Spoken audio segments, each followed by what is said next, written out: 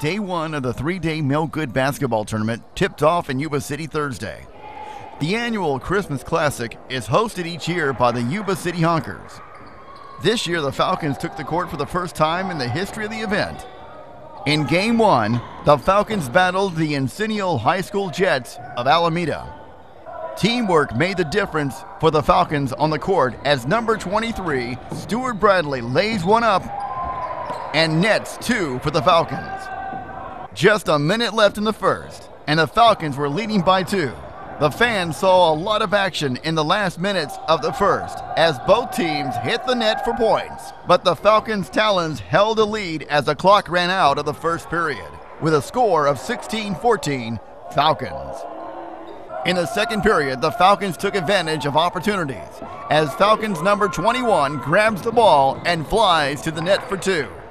The Falcons played with grace as number 24, Jordan Knoll, launches a three-pointer from the arc. The heat was too much for the Jets as the Falcons dominated the ball. When forward, Anthony Boykin launches from a crowd of Jets and nets two for the Falcons. The Falcons locked in a 12-point lead at halftime with a score of 34-22.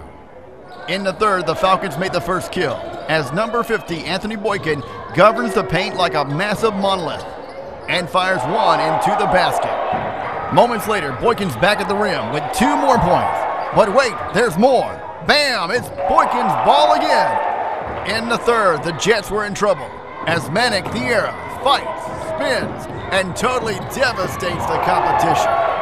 There was no stopping the Falcons in the third quarter. And by the end of three, it was 48-29 Falcons.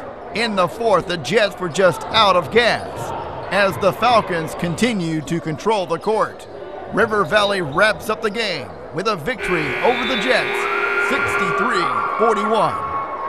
Coach, you're new this year to River Valley. Well, yeah, I'm new to River Valley. Not new to the basketball world. You know, I coached here at Yuba City High for 9 years as varsity coach, 16 prior to that.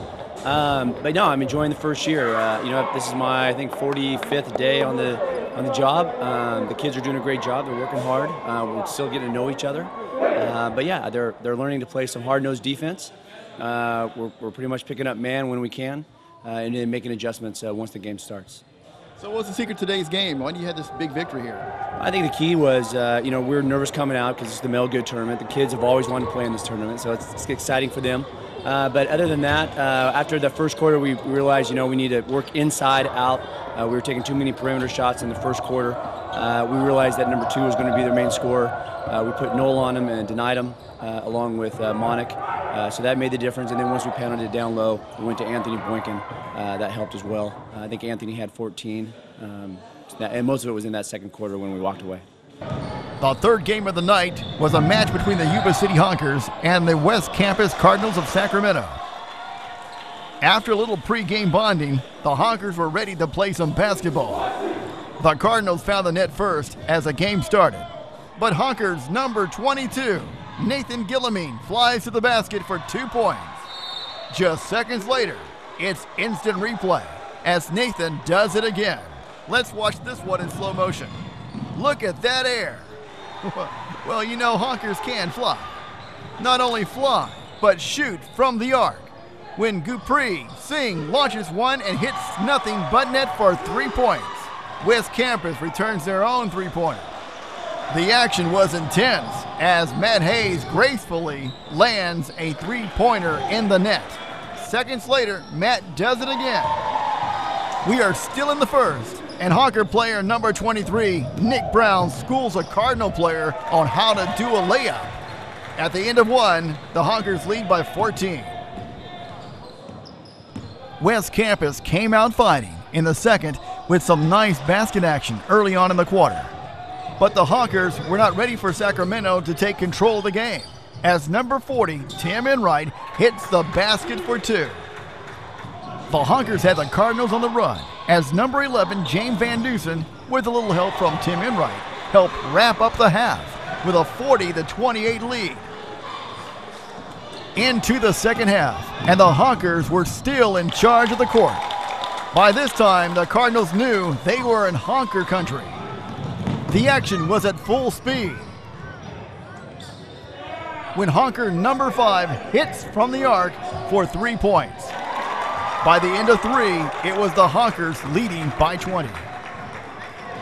The Honkers continue to rock the house to the very end of the game with a final score of 71-58. With such a young team, it's developing pretty well. Yeah, I think we've come together pretty well. And, everybody say we're kind of inexperienced and that kind of thing, but these guys have been together since last April, and we've kind of been putting it together all the way through. So it's we got great pieces. So how do you feel about the rest of the year? So far, you have won most of your preseason stuff. That's better than last year, right?